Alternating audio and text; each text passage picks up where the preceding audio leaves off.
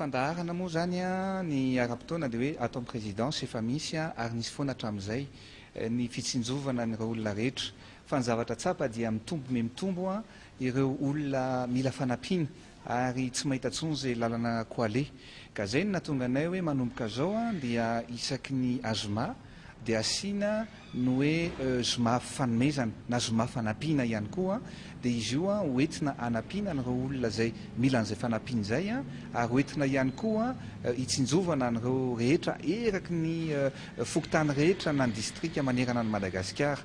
Zay zany misy enveloppe somary lehibebe ihany hoentina satria tsapanay ankehitriny a fa ilaina dia ilaina tokoa ny fanampiana n'ireo olona zay mila an'izany ankehitriny.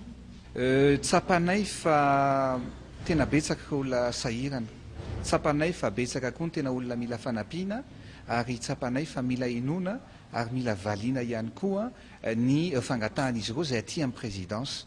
Betsaka ireo fangatahana aty a ary raha tsy manampy moa ny présidence dia iza ny anampy an'izy ireo. Hitanareo betsaka olona tsy manana na ny hoentina hitsaboana ny zanany, tsy manana na hoentina ampianarana ny zanany a dia zay no nakana izay tandrifinay ary ezahana tena ahelika ny eran'i Madagasikara mihitsy a ireo fanampiana n'ireo olona zay mila fanampiana sy mila famonjena ireo zany. Zay dossier rehetra tonga ety aminay a dia ezahanay daholo ovahana.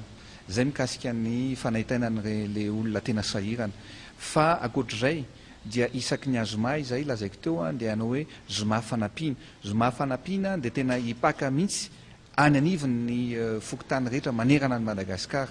Isy commune izay ho safidianina manokana isaka zoma irahan'ny tenako miaraka amin'ny tompon'andraikitra sosialy lato a amin'ny présidence Madame Ratsivalaka niaraka aminay anaty tosa an'izay zavatra rehetrarehetra izay.